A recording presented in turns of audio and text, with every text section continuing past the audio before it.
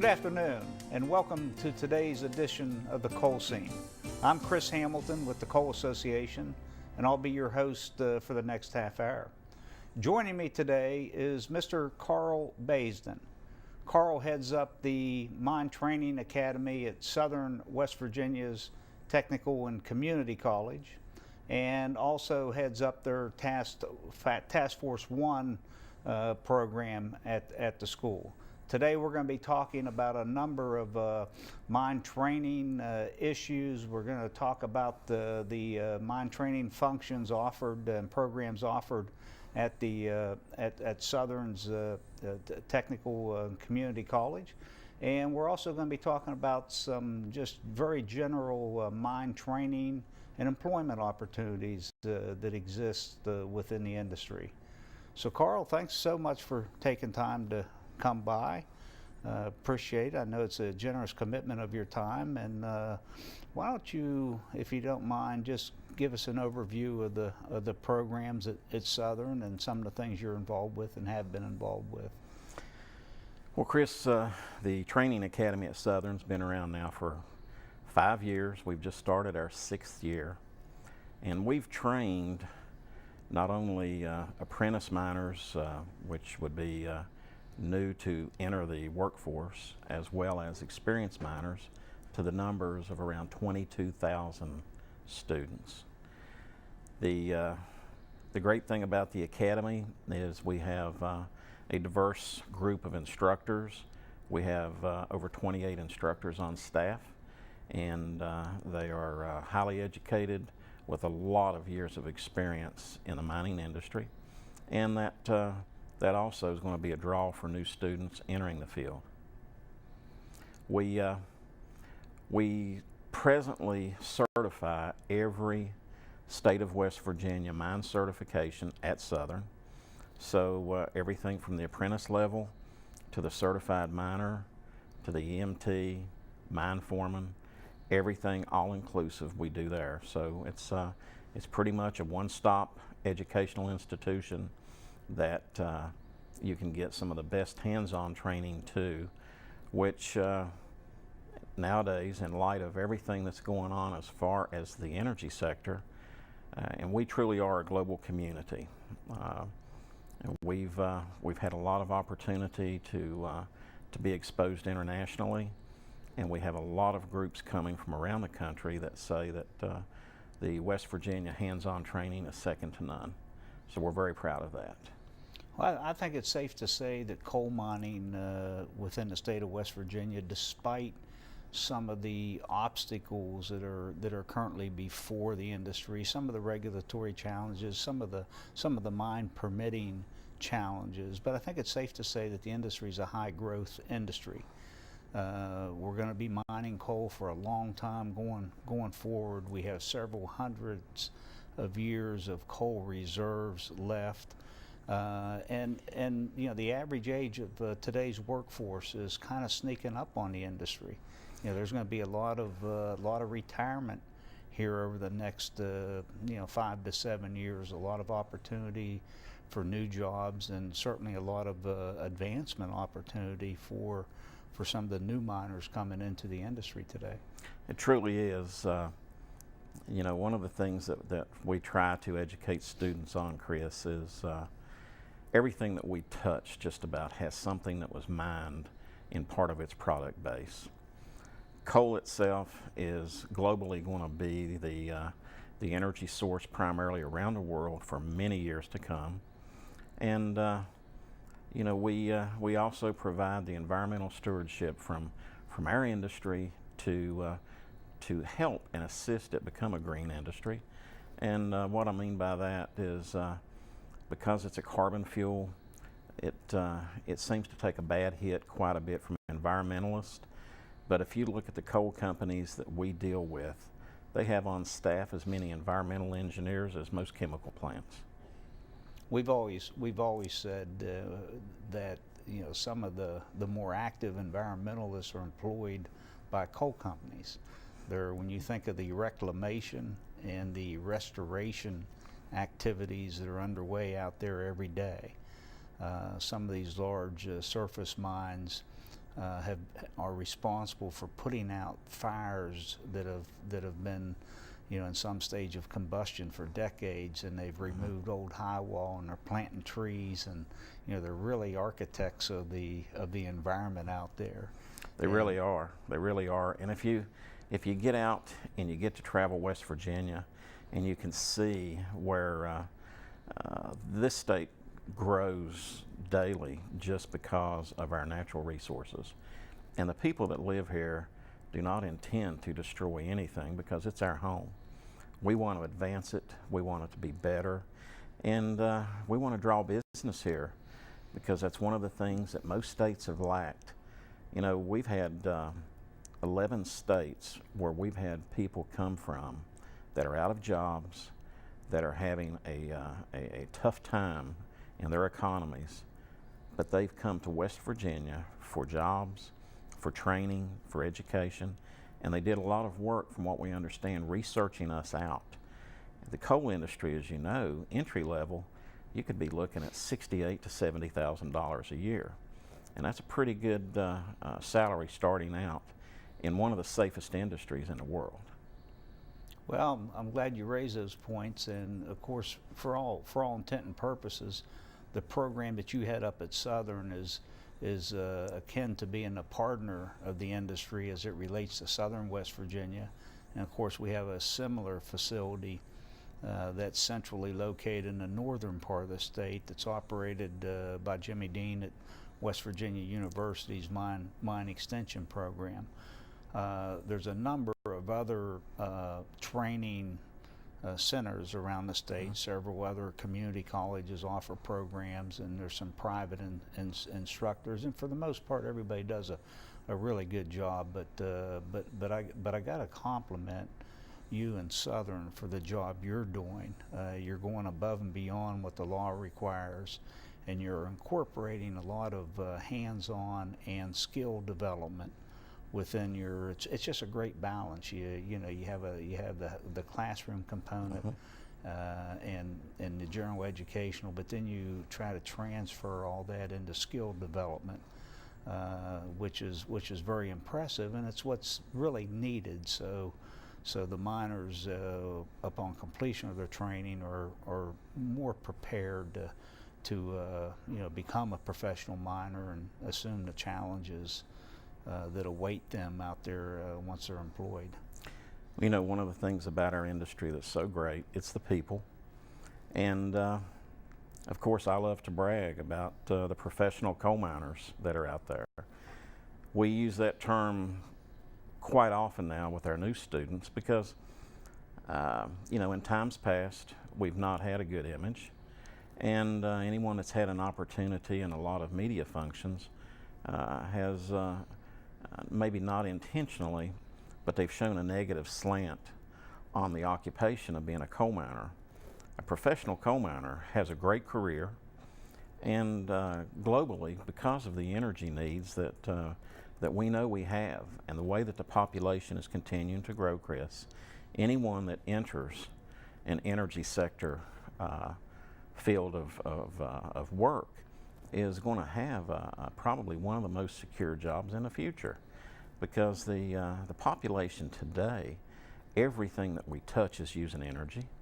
Everything that we operate with, from our computers, our cell phones, we have become such an environmental community in regards to, we want nice things, we want a nice environment, we want a good life. We're not really in the mode to consider, well, what can we do if coal goes away? We go black if coal goes away. And I think one of the big things that we've also realized is coal is one of the cheapest energy resources that we have. And when you're looking at someone on fixed income and the elderly, such as my mother, I'm concerned with that every day. How she can afford to pay her bills if we truly did go away from coal in the next 30 or 40 years. What will those folks be doing? Good, great point. We mentioned that over the next decade or in less time, we'll be replacing a large percentage of our workers today I'm told that the industry is probably in need of a couple thousand qualified, skilled miners today to fulfill employment needs, manpower needs, just to accommodate some increased growth and really a strong, what amounts to a strong energy market today. The latest statistics that we had received at the college is somewhere around 2,300 to 2,400 jobs available at this time. That does not take into consideration what you mentioned earlier, the retirement and attrition that's going to come about. Generally the mining workforce is my age, miners in their mid-50s that have the experience, that are the equipment operators. We have new technology coming into the mines every day. Most of the equipment that we have today is either remote control or it's run by controls that look like the joysticks my grandkids have at home today. So what we've got to do is we've got to train the next generation as quickly as possible to be the safest and best miners so that we can compete globally, because we truly are in competition with the world now. And if we stop for a second, we're going to be taking a back seat. Well, it's good to know with all these training needs that there's a place, that there's an academy like the one housed on Southern Community and College and Technical College's campus that you had up. I understand you brought a few slides that I believe, were prepared to show. I've got a few slides, and I'm going to show you some of the what we call the best kept secret in West Virginia. And what you're looking at here is some of our students actually in training. And as I said earlier, we have, being a technical and technology college, we have some of the latest equipment out there. We're constantly upgrading as new things come into the industry, as new equipment comes around. And our goal again, and you can see it through our statistics, in 22,000 students trained, no injuries. We know that we can again set the standard for safety. The Office of Miners Health is consistently trying to probe and find new ways to make it safer underground. Our regulators are working tirelessly to cooperate in educational updates, and we're pretty excited about the relationship that we have with not only WVU, but the state regulators and the way that we're advancing mine safety. These guys are on top of the ball. As you know, I had the occasion recently to tour your facility, and it's a real lifelike experience going through the simulated portions of the building. The equipment that you have, the simulators, I know they're very, very costly today, but they mimic or duplicate the actual experience so closely. I mean, I'm just really amazed at how far the simulation technologies come over the past 10 or 15 years. What we learned from those simulators is the next generation coming in as entry-level workers, their eye-hand coordination is much faster than my generation was. But they grew up with computers, and they grew up with the joysticks. You're looking right now at a part of our command vehicle, and you can just see the technology inside this unit in communications and the computerization. We train in a lot of various field work. We have a 40-foot training mobile classroom that we take out into the field. We have computer workstations inside of it. And we want to affect everybody, not just the internet student or the traditional student that walks on campus, but the coal miner, the industry person that's working out there today that might not have an opportunity to spend all the time that he's had. He's already put in hours at work. We're going to take it to him too. So anything the industry needs, we're there for them. We want to make sure that we're responding the way that they want it to be. And this also is going to take us to the next level. You know, just to summarize what I think is a real important point about what All Southern's doing, First of all, there's the new miner training that's being offered and ongoing, and that training is superior, in my opinion, than anything else I've seen out there because of the skill development, the hands-on, all the simulated applications. Southern's also providing enhanced training in all the miner specialty areas. So if you want to become an electrician, a mine supervisor, that training's available within their curriculum. I'm aware even over on the college side that there's an associate degree program for mine supervision, which is excellent. There's the 2+2 program in concert with the university, where someone can come for 2 years and get the prerequisites of engineering. And you're also doing a lot of training for individual companies, which is technical training, superior training, and mine rescue training. Plus you got the Task Force 1 housed there. So it's just a full complement of mine training and mine operational capabilities. We're looking at a picture here of an electric truck on a surface mine operation in West Virginia. And what this training you see here is, it's a surface emergency rescue team. Arch Coal was one of the first companies to institute this process, and it's for a higher level of advanced training for their employees to assist each other. But it's also a good team building class, and it's been very successful. Henceforth, our underground mine training. We have the 3-entry simulated mine at both Southern and WVU, and we have found that hands-on training is also accelerating the progress of the entry-level worker into that career.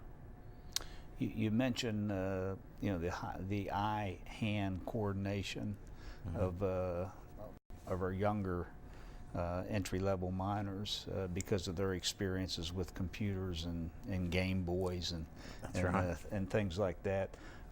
The average person would truly be amazed at the level of advanced technologies and computerization used in mining today. A number of machines are operated remotely, where the operator is at a safe distance back from where that machine's operating, away from the dust and gas that's generated in a mine. Absolutely. And it's a PlayStation. It's a replica of a PlayStation. In today's industry, there's quite often I'll venture underground at a mining operation for various reasons, come back out, come to the surface, get back to the college, lecture a class, and my students can't tell that I've been underground, because typically in the old days it was looked at as a very dirty job. With the technology today, it's unbelievable. Plus, one of the terms we use as a coal mine today is a city beneath a city. To understand the size of it, and again, to be able to bring so many different training methods to today's student, it prepares them for the job, and it also makes them a positive addition to a workforce if a coal company picks them up. Our simulator training, it's an enhancement. It's another lab that we institute with the students that's not required. It's not a standard by any law. It's something that Southern has incorporated, as well as WVU. Together, we try to prepare this workforce to stay in West Virginia. We don't want them to go someplace else. We need them desperately. And as you said, the number of jobs that we have coming open, we're going to need those people in the future. Well, and it's not just at the working level. Although you want all your executives and office personnel to have a basic knowledge of the industry that they're going to work in, but it doesn't just stop. The manpower needs doesn't stop at the worker level. We need managers, we need supervisors, we need technical and engineering personnel. We also need office staff, accountants, and human resource folks. The federal government says that roughly there's 7 to 9 positions that are out there for every one mining job. I think if we sat and we started looking at what the staff and the other businesses that support mining are, you're looking at 15 to 20 positions. Not only are you looking at accountants and engineers, the technical kind of jobs, the entry-level manager, as you stated, the upper-level managers. You're looking at the different support industries, the hydraulic shops, the advanced technical welders that are required for this heavy work that they do. There's a true complex of occupations out there that make this industry go. I think we're going to show a commercial or two that Southern's produced right here. I think it's ready to go, and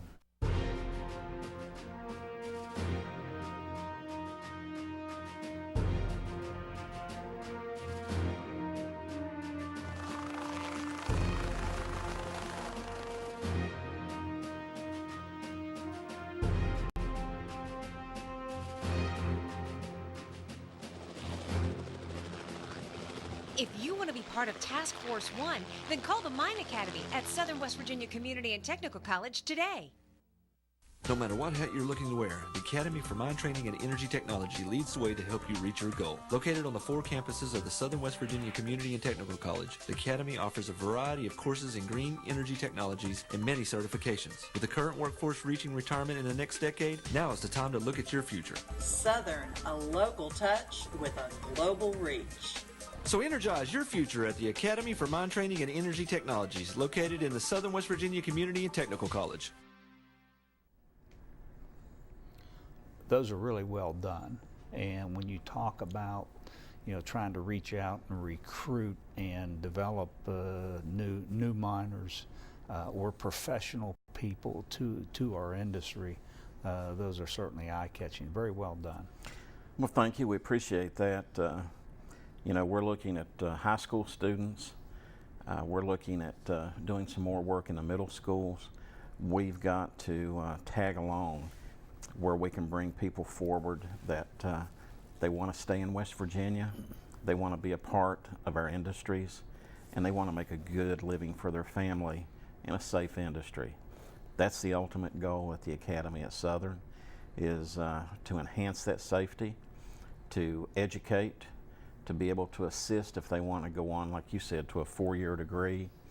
We have quite a few things to offer, and again, we consider ourselves that best kept secret because we're busy working, we're busy training, and we don't have much opportunity like this, and we really appreciate being able to be with you here today on the coal seam. Well, you're doing a great job, and you, as I understand, you have a very, very high placement rate. And yeah, we've put your information, the contact information here on the screen, the number, the website. Depending on where people are within the state or outside the state, they should contact Southern for interest in a career in mining. And I think we're also, if we haven't, we're going to put up the number of the State Office of Miners Health, Safety, and Training. They currently maintain a catalog of courses, also a catalog of approved training centers around the state where people can at least get the classroom portion of the both the underground and surface apprenticeship programs. If they'll contact the state office wherever they live in this state, they'll direct them to the closest and most appropriate training agency. And again, we have a wonderful relationship with so many educational institutions that I think West Virginia is blessed with our community college system, and we're all out here. Our mission is to train the industry. We're reaching out to the state. We're having discussions with the executive and the legislature about partnering with the industry to help us put together a very well thought out recruitment plan, because we want to begin developing more and more people from within the high school and college levels here, and through the vocational education systems. But we also want to be able to quickly respond to those industrial areas outside the state that experience a plant closure or a shutdown. Even the military, we're having some discussion with General Hoyer today because there's a lot of veterans coming back home. There's a lot of, not just to West Virginia, but outside of West Virginia. And those individuals obviously have a just good work habits and great discipline to their daily routines. We hope to see our returning military veterans use their GI Bill and advance their education. We hope to see them come home and get into some good jobs. We have some of the most phenomenal facilities around. You're looking at a picture here of our simulated underground mine. And for a student to be able to prepare through these labs that we perform with hands-on, when they go to work, they're ready. And typically as you said, we have a high rate of these students that are getting positions. At Southern right now, we've developed such a reputation in the industry. If we recommend a student and he does well in his interview, he's going to get a job. And we're very proud of the student base that we've had and the number of students that we put into the jobs, because that's our reward as being instructors, is these people coming up to us and telling us that they got a position and how it changed their life and what it's done for their family. And especially during these times now of the holiday season, we run into a lot of them out shopping, and it really makes you feel good to know that you've helped someone get to where they want to go, to reach their dream.